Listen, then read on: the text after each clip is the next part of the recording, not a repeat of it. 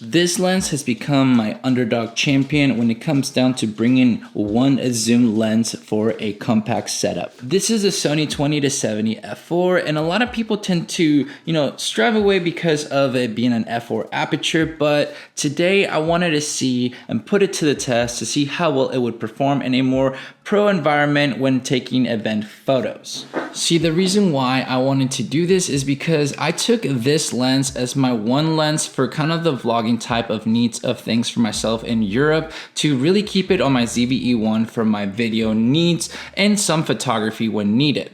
And to be honest, it was a great lens to use despite of it being an f4, and it got me really thinking today that I wanted to see how it would perform in a more pro environment for somebody that might need an all-around lens for event photography and portraits. And since today we're going to be going to my nephew's baptism, and of course you know how family is when it comes down to being a photographer, they're going to ask you to take photos, and for me to make me mentally do this photo kind of thing right is I'm going to just do a video out of it so I can test something out for myself, my sister gets her photos, and everybody's happy. So my goal is to see how well the 20-70 Sony f4 lens will perform for some portrait photography and event style photography for I guess for this will be a baptism, but you can try to use it for whatever you would need. Could be weddings or could be something else, but I want to see how it will perform at the conditions of the lighting of the location since I won't have control of much of things, just to see how the f4 will perform and see if it's really the underdog champion still when it comes down to a more pro kind of type of event photography.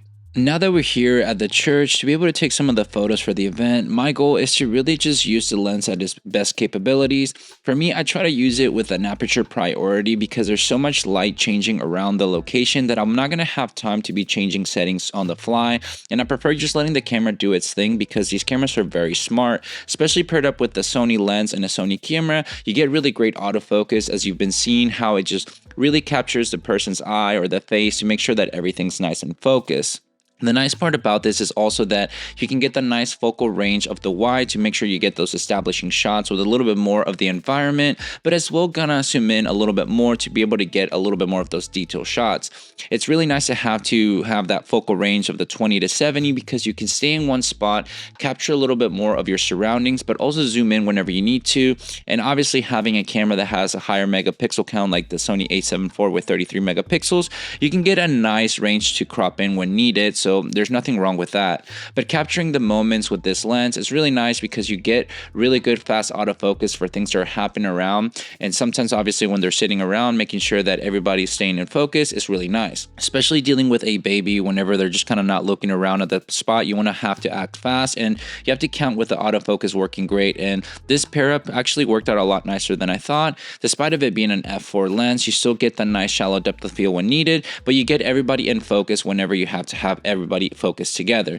That's what the point of having a nice aperture like that is good. Obviously you can go with an f2.8 24-70 to get good wide establishing shots as well, but if your budget is not there, obviously having a lens like this is nice to perform because you get the wide shots to get some environment, as well as just making sure you get all the people in the photos together to capture the shots that you need to, so that you're having nice environment photos but also the portraits that you want to have within one lens itself. The autofocus is just really nice with this f4 lens because you have the eye really be picked up with the lens and the camera, so you're getting some nice quality photos, as well as just making sure that you can capture every little moment of detail in an event and portrait. So that was the main reason why I wanted to test this out, because you have a lot of events and portraits where people might not want to spend a big budget on, but it gives you that opportunity to make sure you capture the moments that they want to and work with their budget, and you're not having to overspend on a lens that makes sure that you're able to capture all the photos that you need to have a good memory set for the client or the people, so that you can have anything to share with them that they'll be very proud of and happy to look back onto whenever they're able to.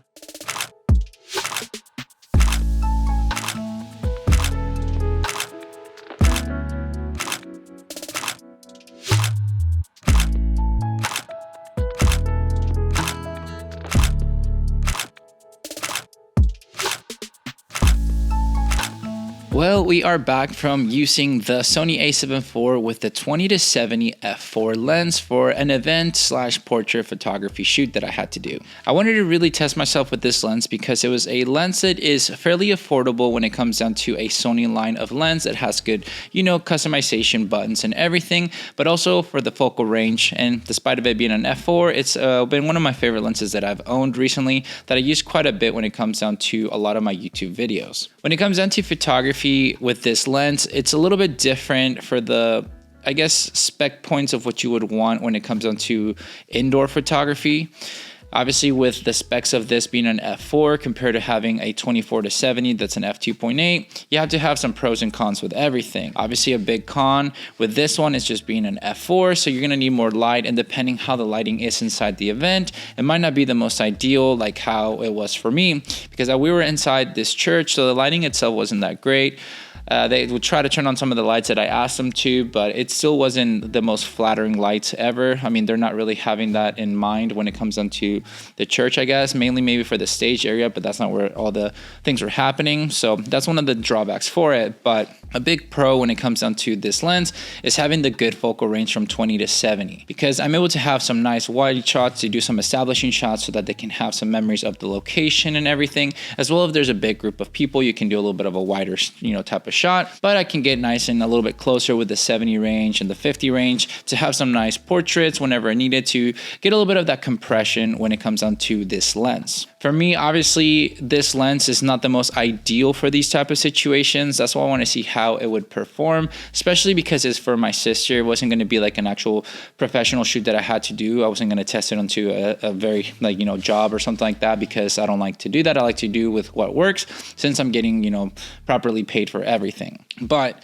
at the end of the day, if you have this type of lens, would it be something that you could use? Of course. Is it going to be something that is the go-to every time? Probably not. Even for myself, it depends on the job itself, depending on the budget, because obviously some budgets for certain shoots are going to be higher, some are going to be lower, and I'm not going to bring my high-end gear for the lower, budget shoots. It doesn't make sense to. I got to be cost effective when it comes down to the gear, because I'm essentially renting out the gear to myself that I have to budget into the cost of the shoot. So with that said, it's not a bad setup to have, but it's because I already have the lens and I use it a lot for my YouTube videos. It's been one of my most favorite lenses to use recently, especially for the focal range. Despite of it being an f4, it was nice to bring along with me to take it to Europe to have a smaller setup with my ZV-E1 and this lens, so that I didn't have to go back and forth and change lenses. But that was more for the video part of things, and I did take it around to take some photos, but it was more during the daytime. So having limited light when it comes down to indoor portrait shoots,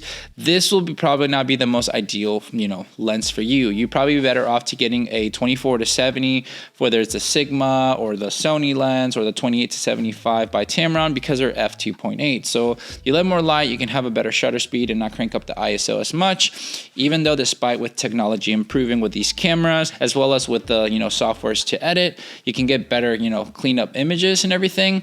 But you don't want to make your life harder than it needs to be, especially with cleaning up images in post, because time is valuable. So if you're wanting to minimize certain things, you might be better off getting a little bit more of a different lens with an f2.8 to save yourself a little bit of the hassle in the post-production of editing your photos. Now, what do you guys think about the photos? Do you think it was something that was beneficial that you would want to use when going forward into a portrait shoot and event photography to have a wide range instead of just getting a 24-70? Because maybe, I don't know, the price point, or maybe you just want to have the wide all the way to the 70 because you want to have something that you can use for other things like that. I would love to know your thoughts on that aspect to see if it's something that would really be in your setup for, a portrait shoot like this. But overall, for me, I think it's still a great lens to use. It's just going to be better for probably outdoor photography events personally for me. But yes, you can obviously, use it for professional photo shoots and everything. Every lens that you get, you can use it for professional, settings if you know how to use it. So that's just going to be, I guess, the reality of all this kind of gear and everything. It's just to see what the ease of use could be for your content creation or photos or jobs that you might have to use to make sure that you get the best outcome without having to sacrifice too much time or money either. You got to find that middle ground that works best for you. But for me personally, still love this lens, probably wouldn't use this one as much as I would use maybe my 35 to 150 because the range is nicer, and I'm okay with being at 35 because being wider, I can just step back for most of these events like that anyway. I don't like to be too up close to people, so it would make more sense to just have a lens like the 35 to 150 for that purpose alone, because then I can get a little bit more compression, have the f2 to the 2.8 to have better for low light, and not have to crank up my ISO as much. But yeah, it was just a fun little test to do, so appreciate everybody that got to watch the video, and leave me your thoughts down below of this lens setup and to see if it's something that you would use in the future. But with all that said and done, guys, thank you so much for watching this video. Make sure to like and subscribe, share this video with a friend. I'll catch you guys in the next one. See ya.